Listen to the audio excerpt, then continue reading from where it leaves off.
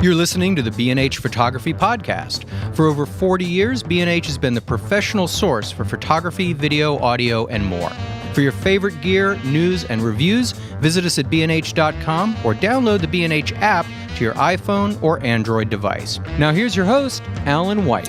Greetings and welcome to the B&H Photography Podcast. We're halfway through summer, fall is coming, and that means that over the next few months, we're going to be hearing about all kinds of new cameras, camera systems from Canon, Nikon, and a zillion other camera lens and smartphone manufacturers. Let's not forget them. Today, we're going to throttle back a bit from the march of auto everything electronic camera technologies and focus on the gentler days of analog imaging. Back in the day when I was growing up in Brooklyn, if you walked around with a camera, you were invariably considered a dork. Crossing the schoolyard with your shika mat around your neck was an open invitation for beat me up. I was a fast runner. Today, Brooklyn has become a hotbed of photography. At last count, dorks with K1000s, SRT 101s, Rollies, and Hasselblad 500s outnumber the hitters 10-1. Times have changed. Joining us in the studio today are Kyle Depew, Julien Piscioneri. I got it. Kind of, close enough. And Michael Armato. Kyle is the founder and general manager of Brooklyn Film Camera.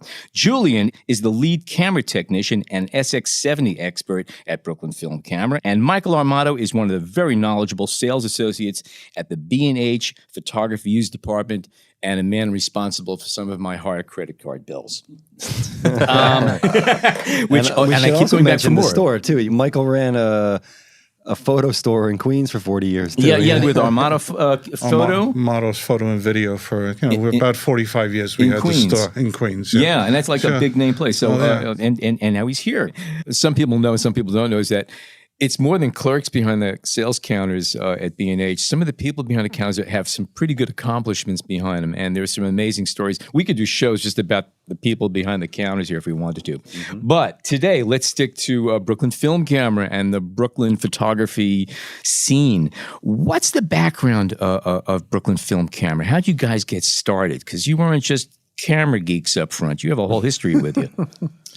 Yeah, I mean, the background is, so the three of us who essentially founded the company used to work for the Impossible Project, now known as Polaroid, of course. Mm-hmm. Right. So that's where we got our roots. Julien led the camera department there for, how long was it that you were? Like 3 years, I think. Mm-hmm. Yeah, a little more than that, I guess, yeah. And yeah, I was doing, artist management. We had a gallery did you guys ever make it over to the Soho location? We had a big gallery there in addition to a store that was company HQ. So there was a lot of things going on there, but I was coordinating, programs, doing sales, artist relations, hanging shows, things like that. I guess the story is, when I was there, I had a vision that this model was interesting. And of course they had to be kind of pigeonholed to, just focusing on Polaroid, of course, because that was the product. The film was the product. But in any case, yeah. So the sort of origin story is, the Impossible Project. Then they sliced off their whole camera division, moved it to the Midwest and to Europe. And then there was kind of this opportunity. We had the skills, we had the knowledge, and so we thought, let's kind of like do this thing and make it, keep it going in New York and also expand. How much of the model of the Impossible Project did you guys follow, or what did you change? Do you want to take that one, Julien? I mean, we have been like trying to I was working in the camera department, so I was just trying to we try to do the same model to buy cameras and refurbish them. Mm-hmm. So we had all the knowledge of doing that, how to buy them, and so that we pretty much reuse that to make our own, and then we applied that to also 35 and 120 camera. Mm-hmm. Mm-hmm. You named the company Brooklyn Film Camera. Right. So tell me about that a little bit. I mean, the name, in full transparency, it was, a name largely, I think it's a good name. It's got a ring to it, but it was also okay, how can people sort of find us on the internet? So it's sort of keyword, Yeah. But I do like the ring to it as well. Yeah. A little bit of both. Oh, it definitely works. Yeah. And what brought everybody to Brooklyn? Us personally? Or yeah, because there's a whole scene that's happening. I just find it's amazing what that place has turned into. Yeah. So what are your individual stories about it?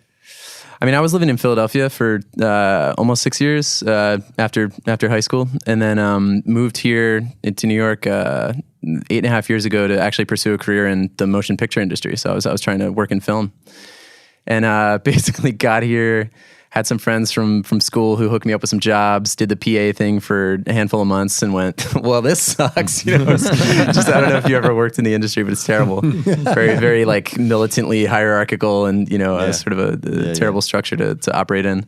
And quickly moved on from that, began working in restaurants and stuff. I guess this isn't, my personal story isn't super relevant, but been in Brooklyn for 8.5 years. Okay. Julien, you? So I grew up in France, and I think I will say like love brought me here, I will say. Yeah. And I've been like living in New York for like the past 7 years now. And I think Brooklyn is just, there's so much like going on here. And like, I don't know. I don't have any like. And Michael, how come you never lived in Brooklyn? I don't know. I'm a Queens guy. What can I tell you? Through and through. It's not just a store that you guys have. It sounds like it's building a community around it a little That's bit. a good point. That's right. Yes. And was that built into the idea from the get go, or is that something that kind of transferred just because you're a bunch of guys and girls that, you know, were doing that already? You're already kind of a group of photographers and interested in analog and film, and it grew from that? Or did you guys kind of sit down one day and say, all right, we need to turn this into a business? How do we turn this passion into a business? And tell us a little bit about that. It was kind of baked in from the start, I think, the community aspect, because so for the first 2 years of Brooklyn Film Camera, we were selling exclusively at the Brooklyn Flea, which is, are you guys familiar with the Brooklyn Flea? Yeah. Huge market. I think current state of it is, you know, a little bit dwindled to what it was, but when we started, it was a huge market. I think the per day tracking of people, something in the number of 4,000 to 6,000 people would come through.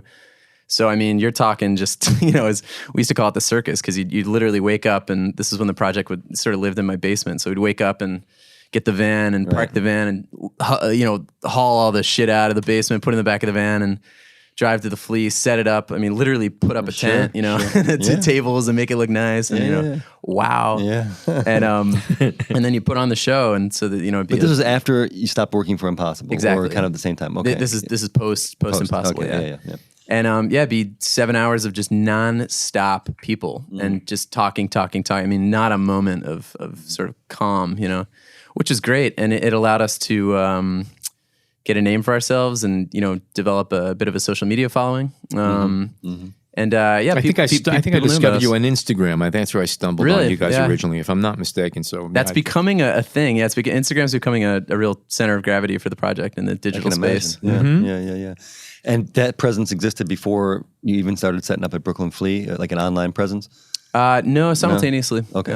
All right. So it all kind of just said, let's get this going. Yeah. And it was, at that point, still instant cameras, or primarily instant cameras? Or a combination of... It was everything, yeah. Always, Brooklyn Film Cameras always had a focus on instant photography, on Polaroid, exclusively. You know, we actually haven't, we've sort of like resisted selling Instax cameras. Right. Now we do, but you know, what we know is Polaroid, so we've always had a focus squarely on that. Yeah. But yeah, we started by selling 35, 120, underwater, pinhole, stereo, Polaroid. Okay. Something I find really interesting, and it's true with the Impossible project, and even with film companies that are starting to come back again right now, is that Polaroid, the body wasn't even cold yet when Impossible came about, but a lot of the technologies had to be reinvented. It seems like very quickly the technology vanished, the sources of everything. And from what I remember reading, you guys had a lot of work to do just to get started, and it was rough up front. There were a lot of consistencies of color and all this other stuff. And I'm just amazed that it vanished so fast and had to be reinvented. And I think the same thing's happening now with a lot of these film companies. They're buying up all these old machinery and starting to find old emulsions coming to life. But it's not just turning the lights on again and pouring in the goop into the machines. It's like you're starting from scratch often. Yeah, it's an intense process. To sort of summarize the challenges of the Impossible project a little bit, I mean, so consider Polaroid, right? Goliath Corporation, I mean, massive. Even in the early 2000s, still selling tons of film, making tons of film. And when you have huge corporations like this, you have littler businesses, right, that kind of help and live off the sustenance of this large corporation. So in this case, in the case of Polaroid, there are tons of chemical manufacturers specifically who are existing just to provide Polaroid with specific chemistry that they needed. So boom, Polaroid goes out of business. Boom, dozens of other tiny companies who are making this stuff also go out of business. And then to compound that, the European Union changed their environmental standard. I think that was in 2000. Oh, I think that was in 2007, actually. Yeah. So in addition to all that, sort of like laying that on top, the current formulations that they were using were deemed illegal. So they would have had to rework their chemistry. In many ways, this is often kind of pointed to as like the straw that broke the camel's back, where Polaroid just went, well, all right, I guess we're calling it, Right. The millions of dollars it would have took to sort of re-engineer this stuff, it was, they were already a floundering company at this point in time. Yeah. And I mean, I don't want to talk too much about Impossible, but I know a little bit in the sense that they did revive a few of the factories and a few of the actual equipment that, put together the film. And I mean, was that at the heart of at least the instant film resurgence? I mean, obviously Fuji and Instax are doing their thing too, but did it take that Impossible project to take these companies on to get this movement going back, you think? Or am I putting too much credit? No, I think that's just one teeny correction. They only got one factory, which was the last factory in the world. It's in the Netherlands.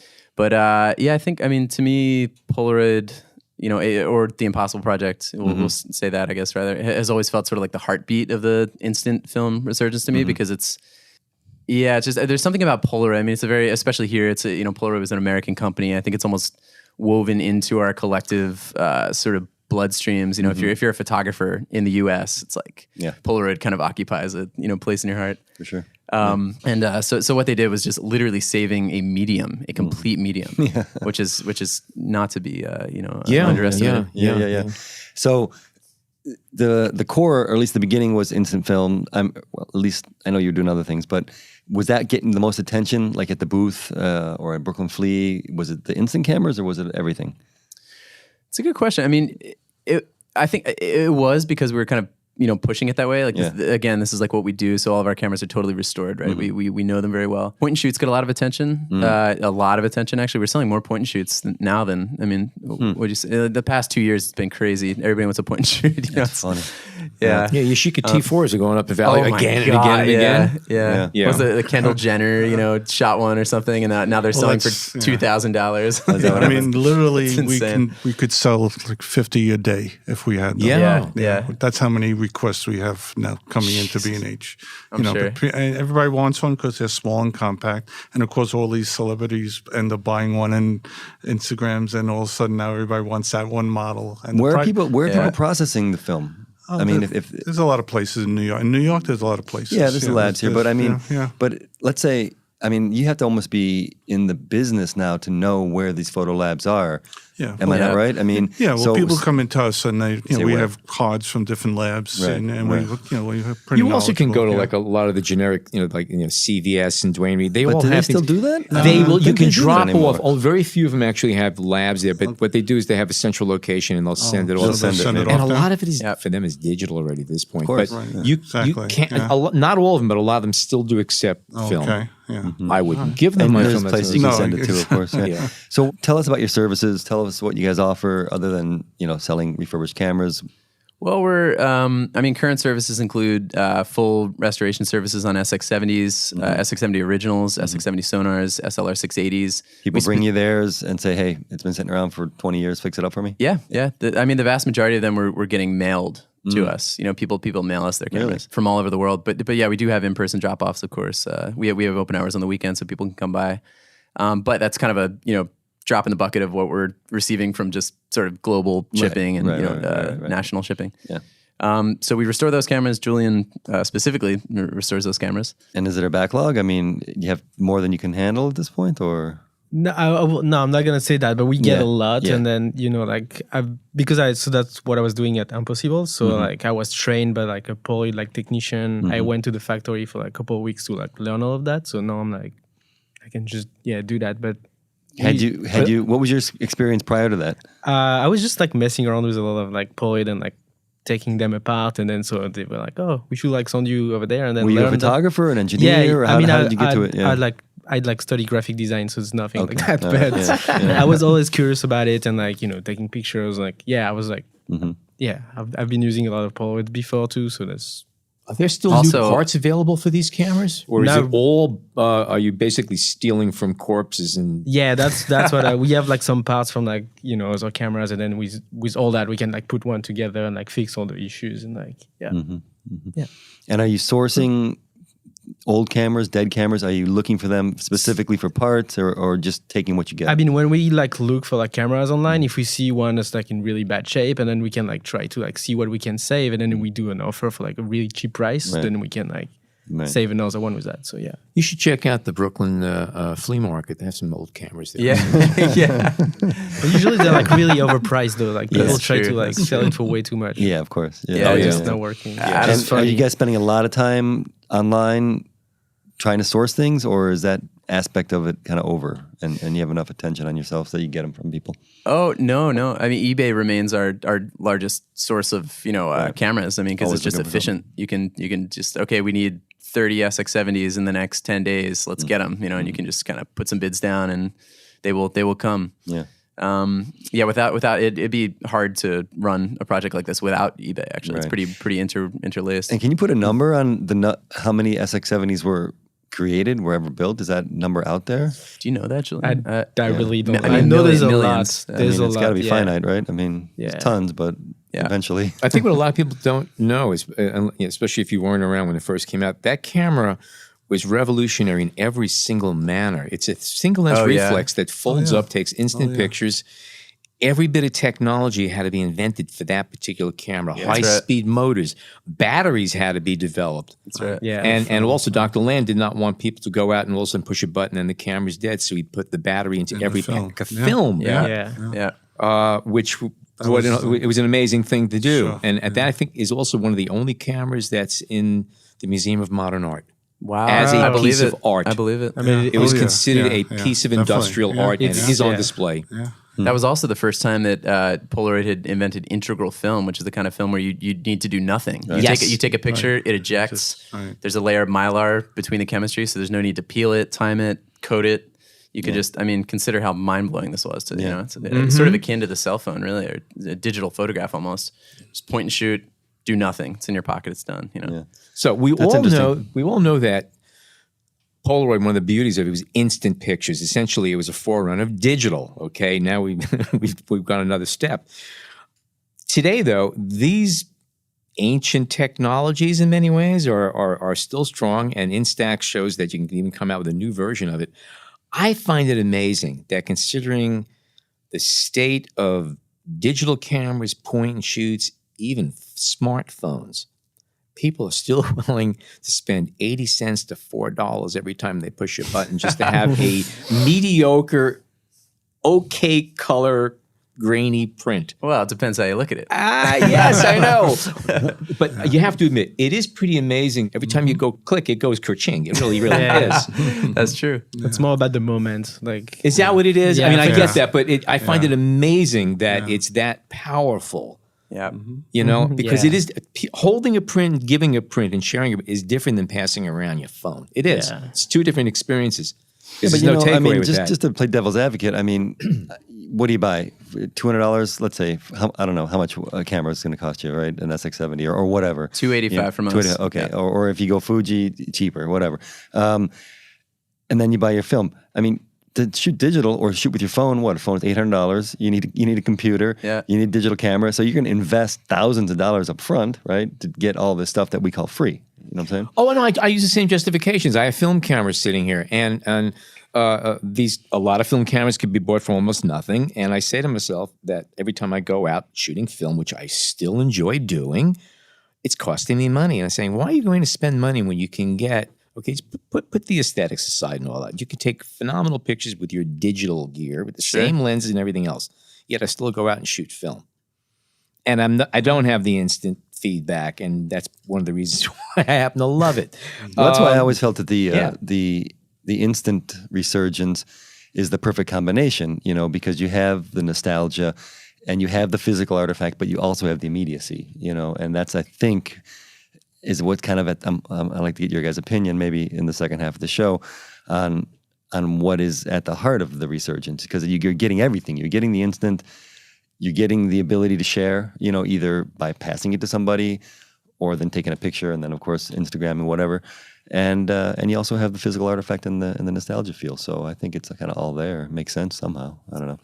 Yeah.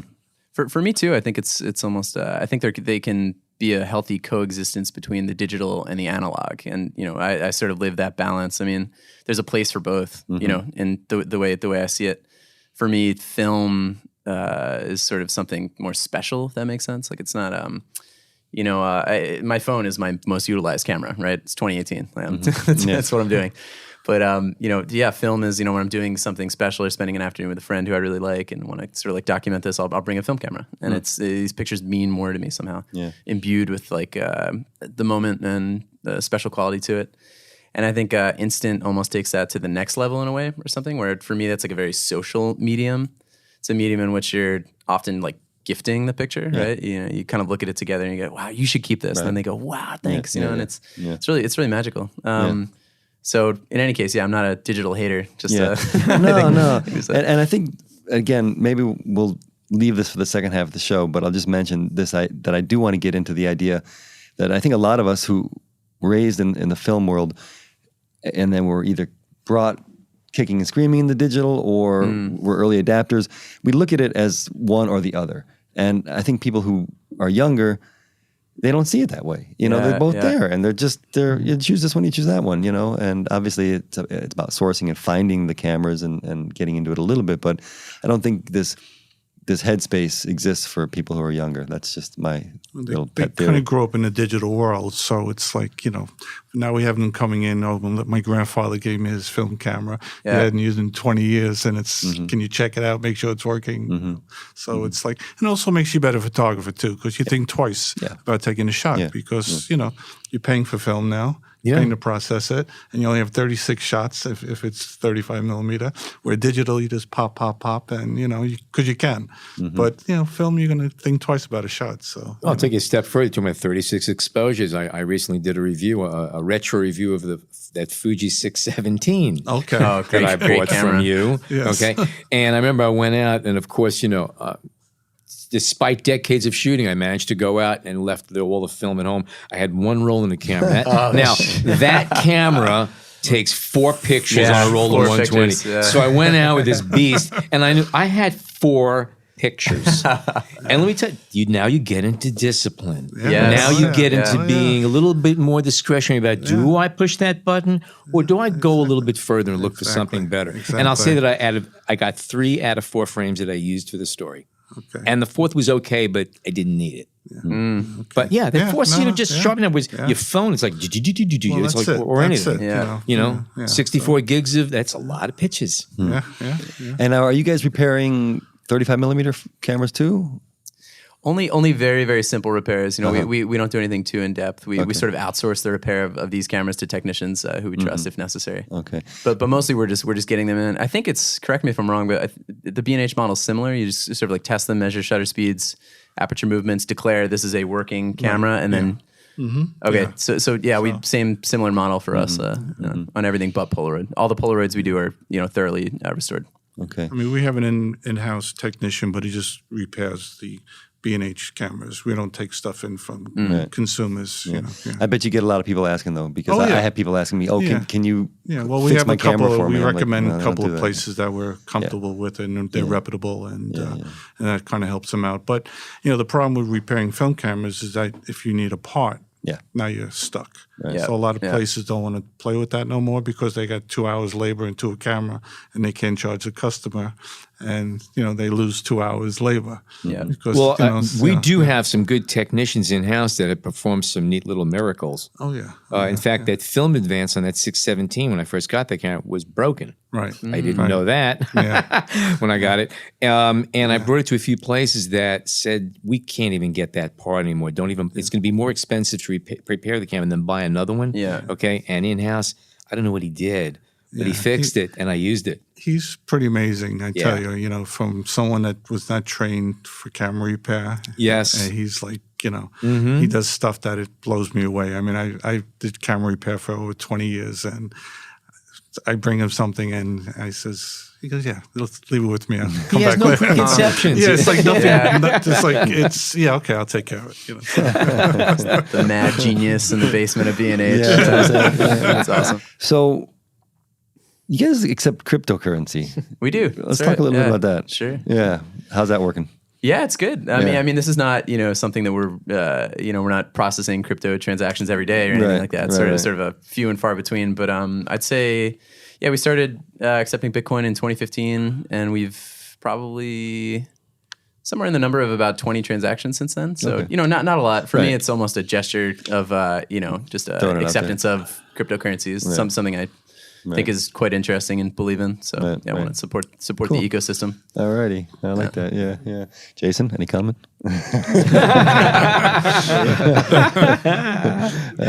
And what about the film? Actually, the selling of film, has that become a bigger part of the business, or how's that working? Yeah. I mean, we obviously sell all the Polaroid films and also 120 and 35, which is I feel like growing. Yeah. Especially 35 is what he was saying about point and shoots, and so a lot of people getting into that as a first camera, and then shoot a lot of Are there different? Do you find with a lot of the photo enthusiasts, camera enthusiasts, is it still all a 35 millimeter model?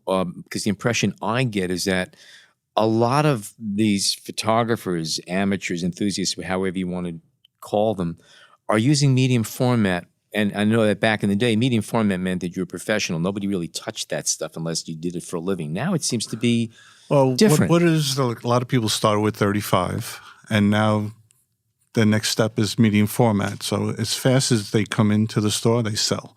I mean, it's you used to have rows of Hasselblads there, and you don't anymore. Yeah, no, I mean, the bigger cameras, nobody wanted them because they were big and heavy, but now anything medium format sells. I mean, stays a day or two if it stays that long.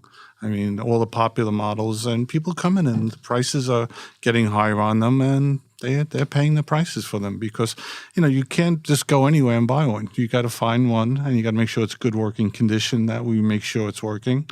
We guarantee it. We give you 30 days to try it out. So, if you're not happy with it, we'll take it back, because it'll sell the next day. No one's getting stuck I mean, with we them. just don't have, we just can't get them. I mean, they come in and they go right away. Yeah, so that's also something I find pretty interesting is that with all of this interest in film, obviously there's still money to be made there, and it's growing, if anything. What is the biggest chunk of your guys' business? Is it selling refurbished instant cameras, or is it becoming more repairs? SX70. Yeah.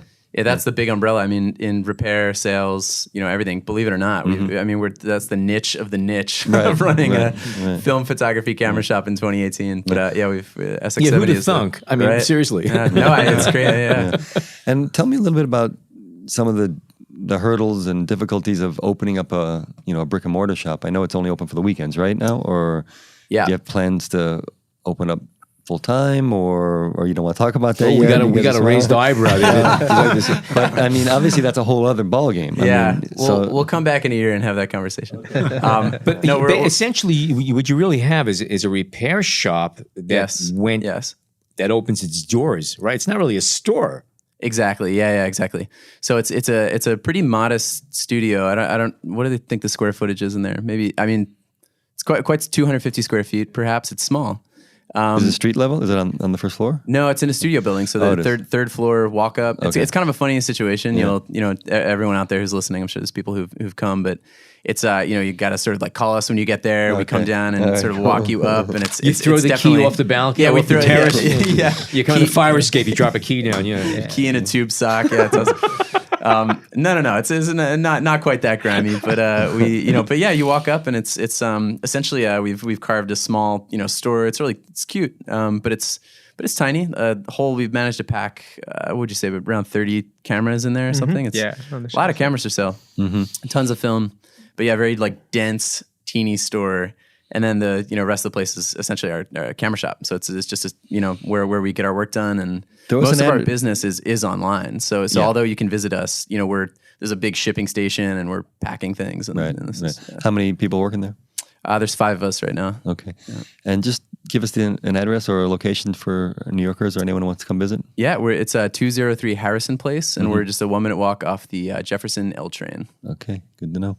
With the popularity of film cameras and analog cameras increasing, it's interesting that it's a growing thing, yet there is a very limited source of new cameras, which means that the cameras that are out there right now, they've been increasing in value. Yes. Yeah. So Well, obviously, go ahead. Yeah. There are some projects in the work. There's two specifically come to mind. Bellamy Hunt, who's the guy who runs Japan Camera And Hunter. a guest of the show.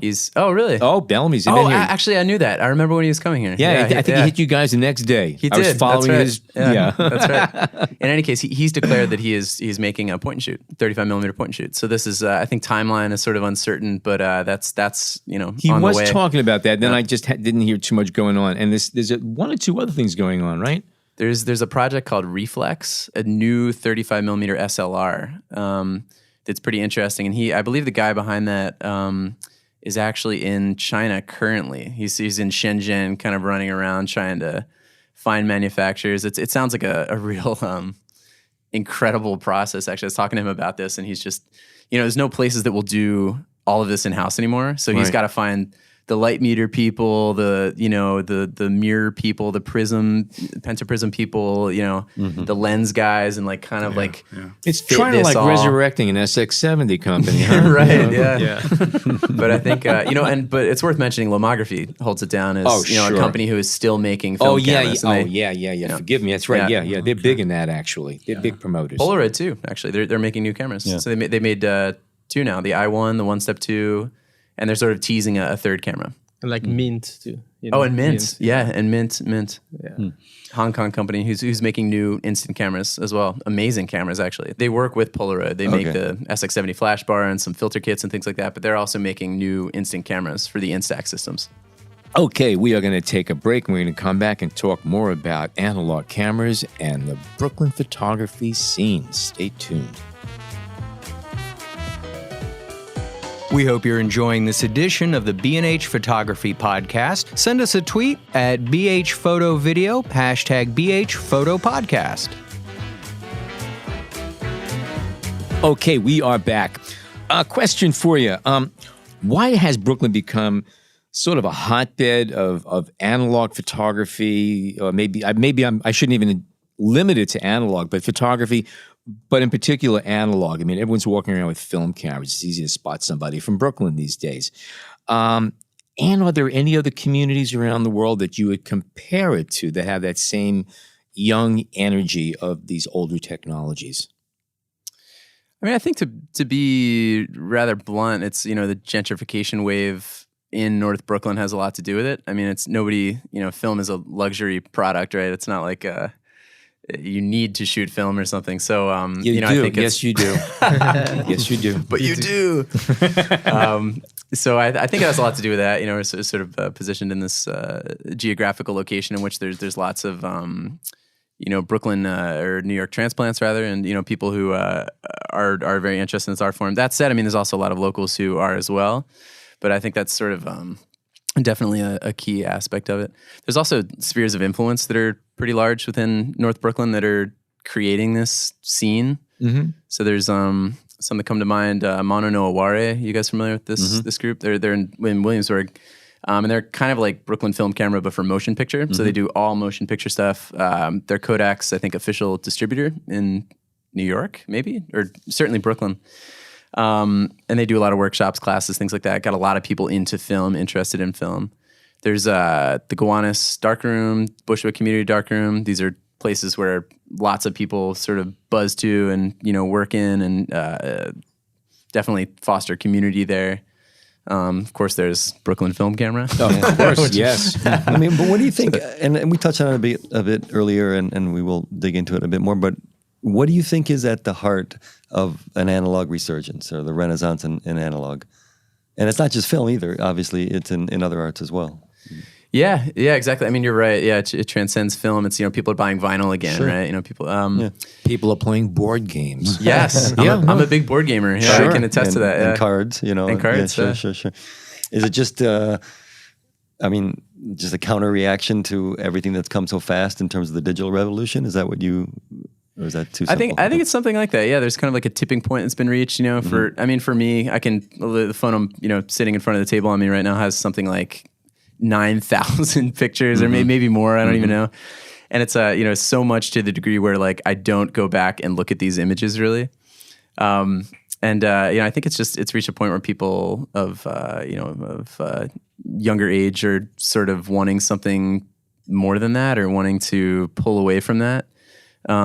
I certainly am. I'm much more comforted, and I'm only speaking for myself here, but I really love having tangible prints and having things in a box where I can, just open it up and go, hey, look at this. And, tangible is a very, very important part of the equation. Yeah. But when you grew up, I mean, I don't know how old you guys are, but did your parents must have had film cameras around? You must have grew up with them around. There must be these boxes in your home of photos when you were kids and stuff like that. And then at a certain point, it got all shelved and thought of as just ancient stuff. And now you're looking back at it. Is that going on, or was there never really a break? I mean, I was born in '85, so I grew up. First cameras I shot were film cameras, and I value that a lot. I mean, there literally is that box in my parents' house that I can open up, and there's photos of my grandparents and beautiful photographs. It's actually funny. It kind of makes me cringe when you think about the modern reality of.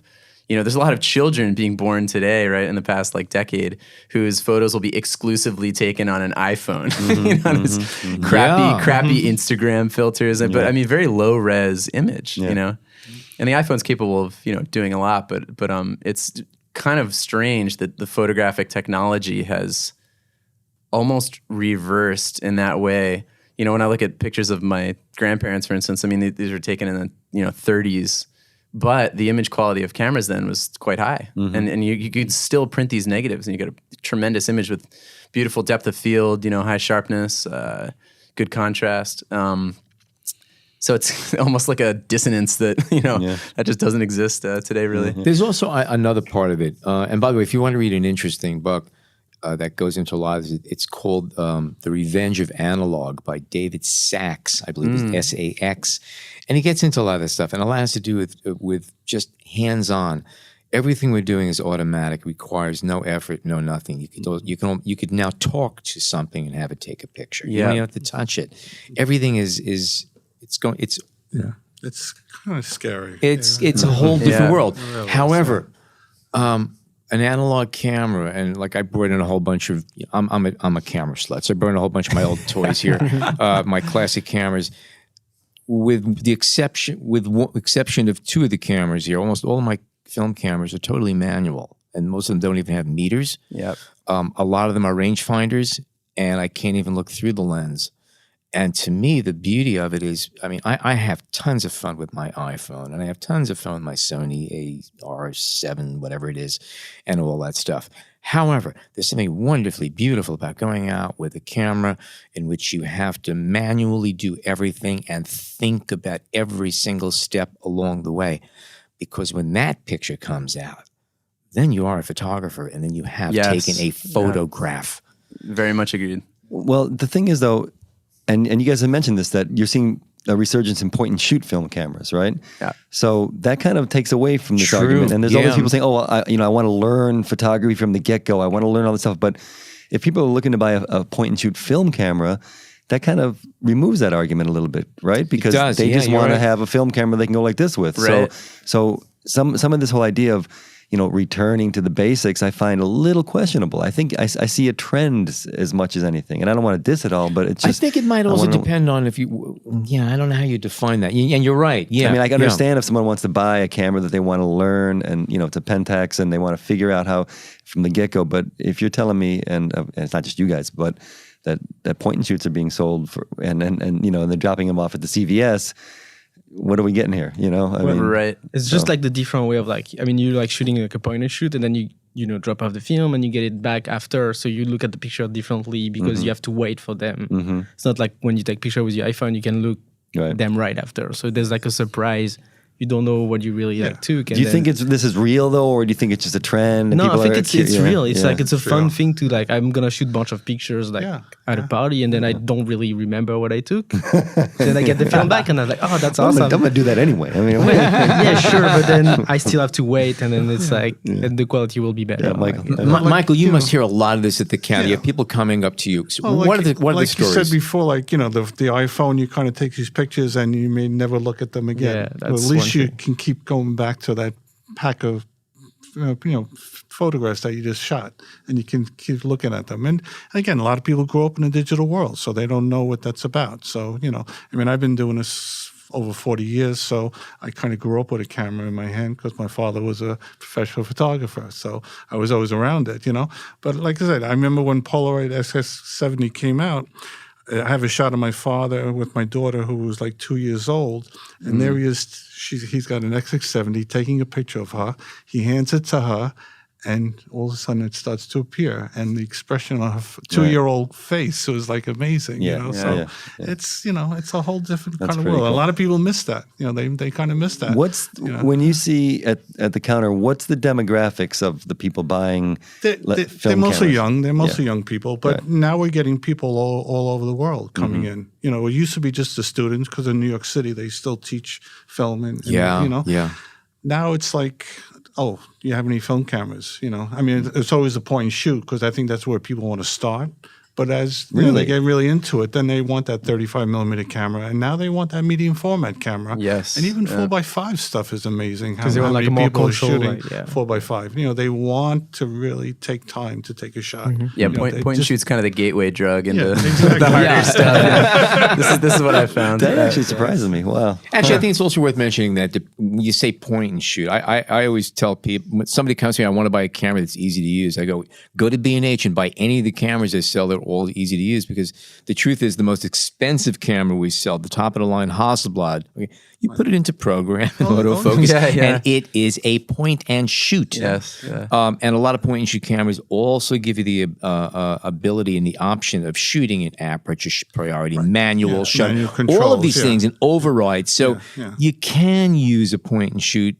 And again, there are always going to be people who just want to have the cool aspect of it and still just push a button without using their brains. Yeah, because they want a 35 millimeter camera that is point and shoot, but they also want, if they get more into it, they want to be able to grow with that camera.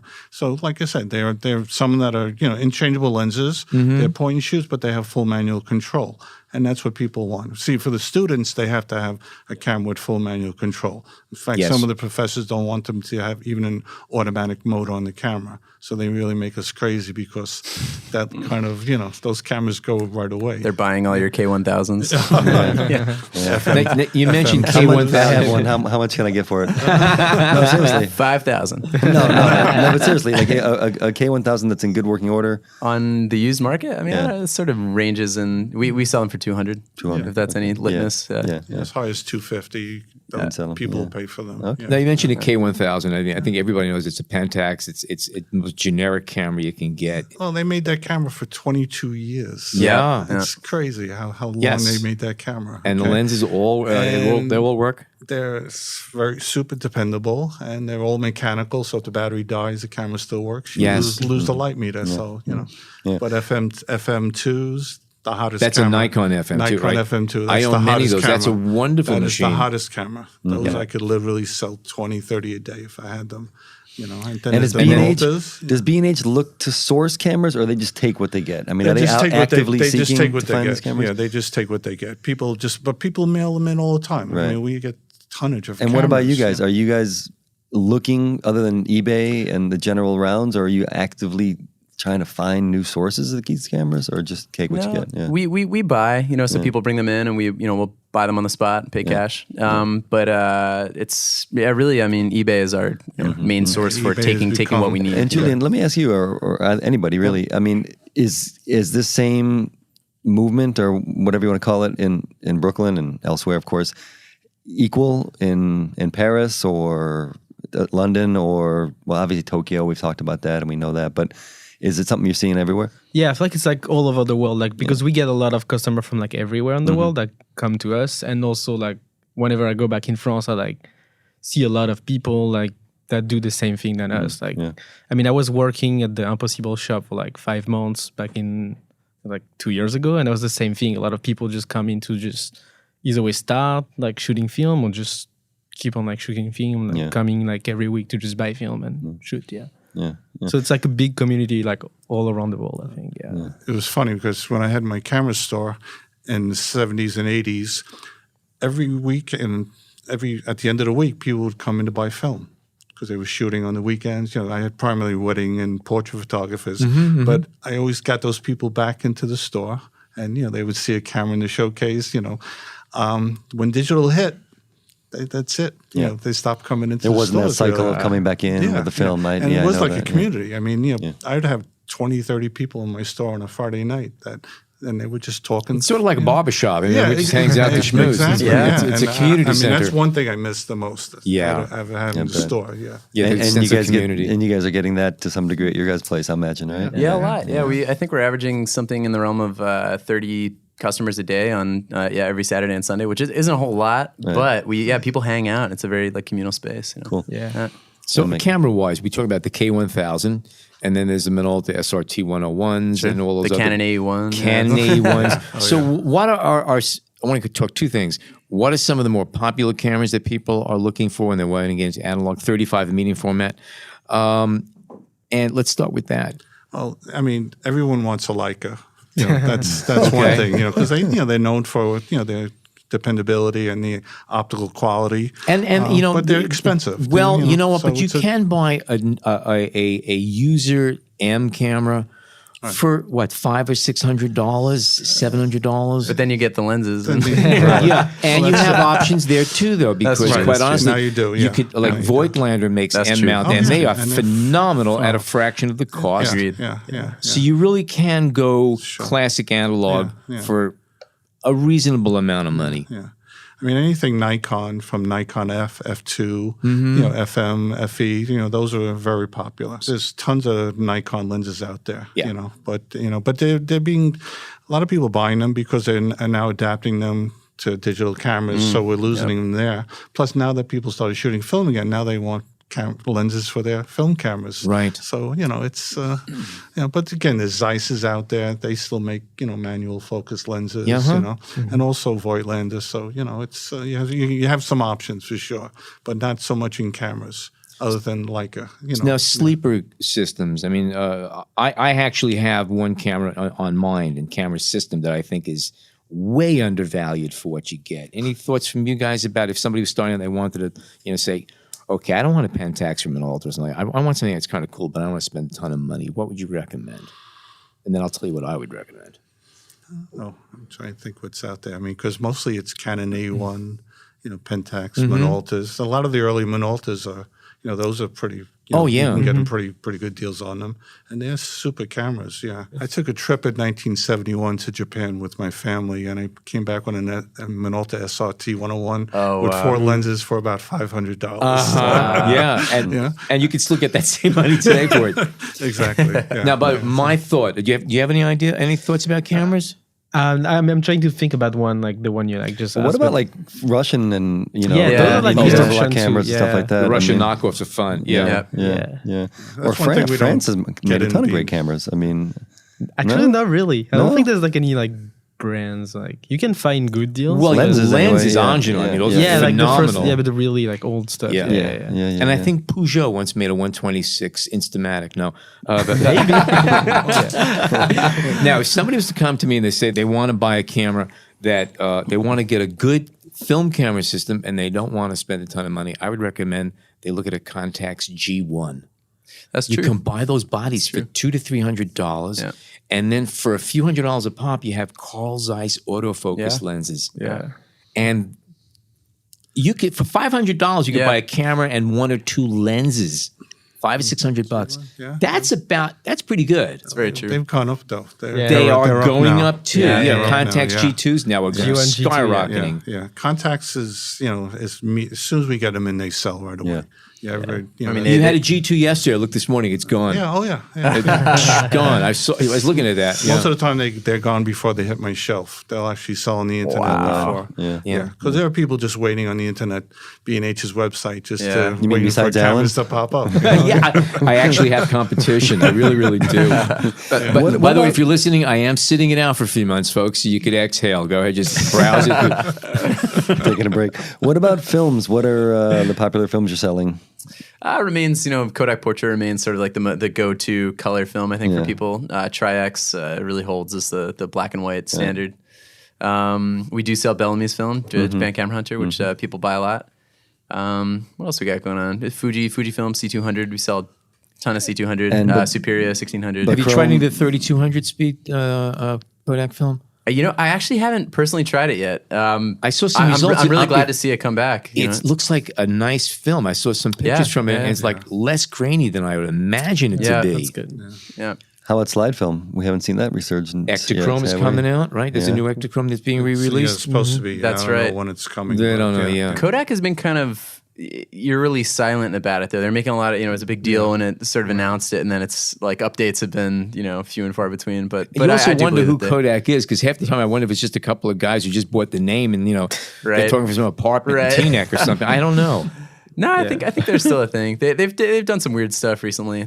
We were barely talking about cryptocurrency earlier, but Kodak actually released a crypto coin. Yeah, we had called them on the the Kodak show. coin. We had the 3 executives on the show. Oh, really? Yeah. Were they talking about the coin?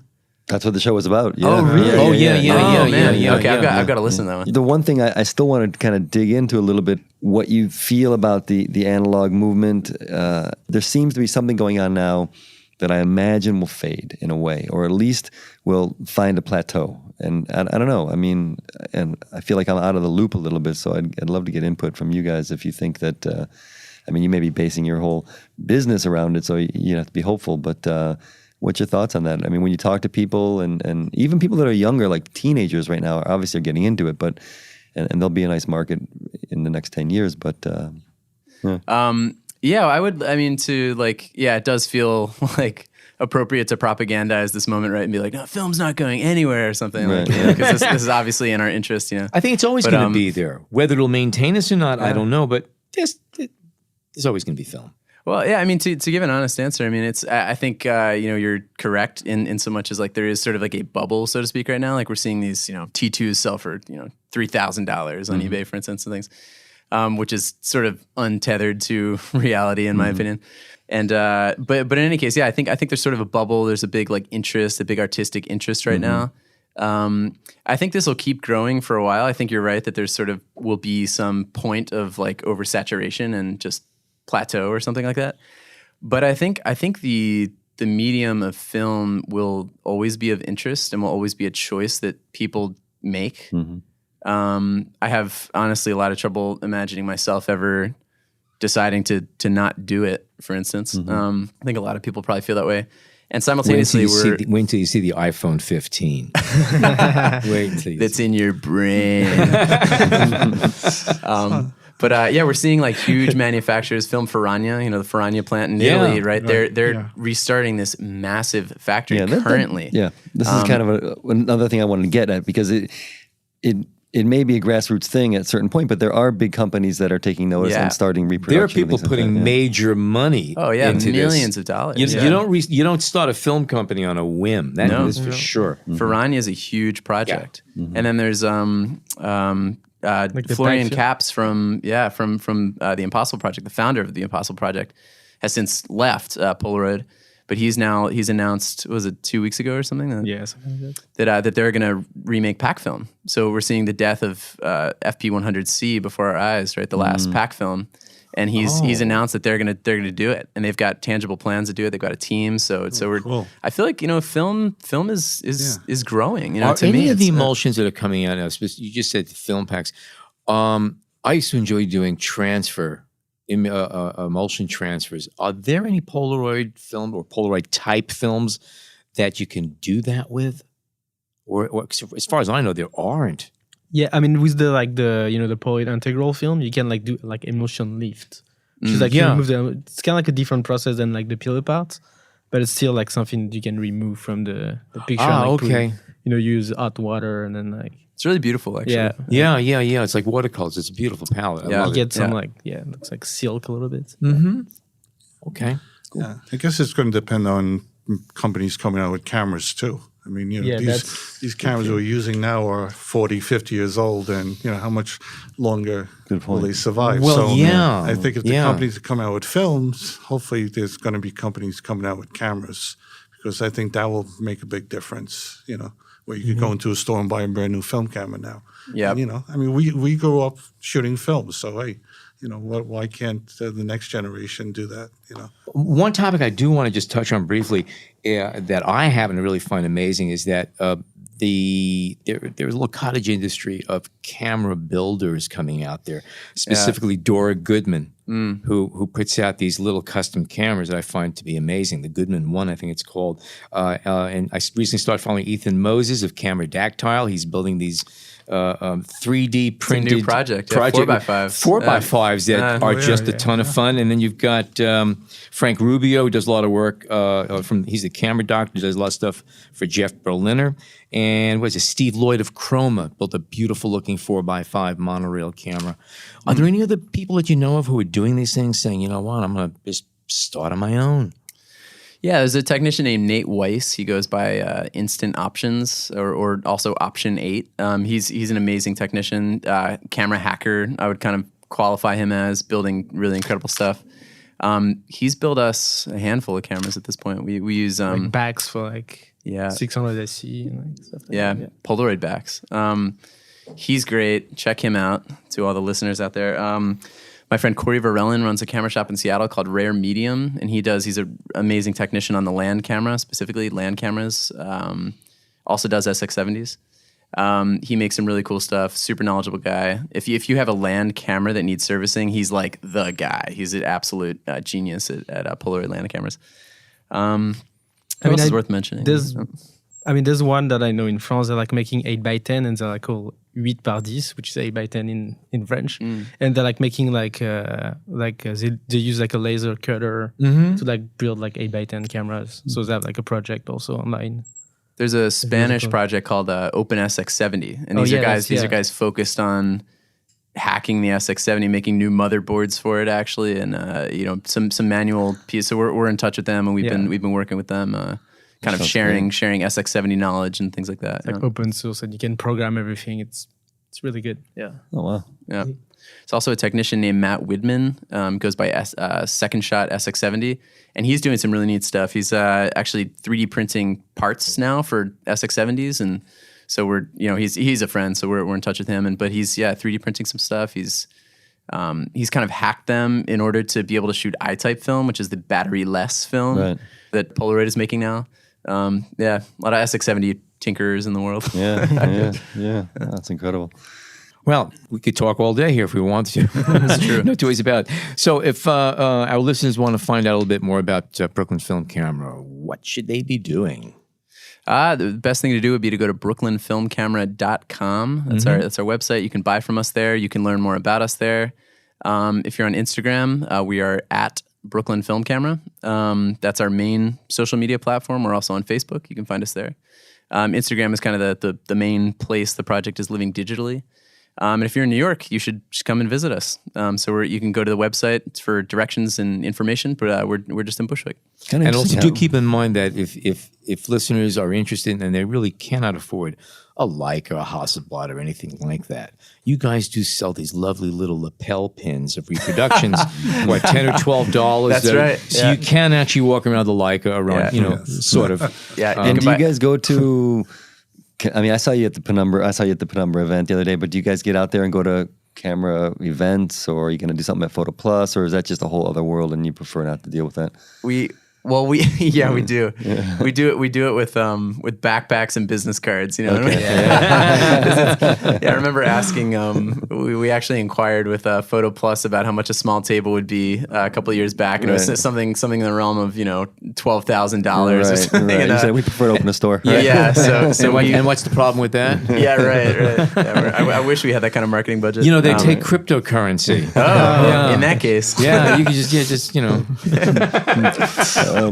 Sell a lot of film. Yeah. And I did want to throw out one little shout out to a past guest who has a show going on right now. Oh, yes. And that's Ziza Cruz Bacani, who's a documentary and photojournalist, who's got a show in Brooklyn at a place called the Open Source Gallery on 17th Street. I went to it last night. It was a great show and a great little gallery. And she's a very talented young lady, great photographer. Great. And that from show's gonna, Hong Kong, I believe. She's Filipina. She's Filipina. And based in Hong Kong. And that show's going to be up for a month, so take a look at Open Source Gallery. Well worth seeing it. Cool. Also, a little reminder here that the B&H Photography Podcast Fujifilm X-H1 sweepstakes is still open. If you would like a chance of winning a Fujifilm X-H1 camera with a Fujinon XF35mm f2 RWR lens, or a Fujifilm X-E3 camera with a Fujinon XF23mm f2 RWR lens, you could be a winner. Our sweepstakes is going on from Thursday, July 26th, which is behind us, through Wednesday, August 15th, which is ahead of us. 2 winners are going to be picked at random from all of the received entries and announced on a podcast on Thursday, August 23rd in the year 2018. You have 2 chances to win 2 cameras. Go to the B&H Facebook page or our podcast landing page for details. All you have to do is rate and subscribe to the B&H Photography Podcast on Apple Podcast, iTunes, or your favorite podcast app. Also, if you plan on stopping by the B&H Superstore and you are interested in film, analog cameras, or any kind of used cameras, do stop by and feel free to say hi to Michael Armato, who is our guest today. Michael is really a walking treasure of information and knowledge, and I've often referred to him just in casual schmoozing or when I'm seriously buying. He's terrific to talk to. He knows his stuff like everybody else behind the counters here. So that's a wrap on the show. Thank you, Kyle. Thank you, Julien. And thank you, Michael. And on behalf of John, Jason, and myself, thank you so much for tuning in today.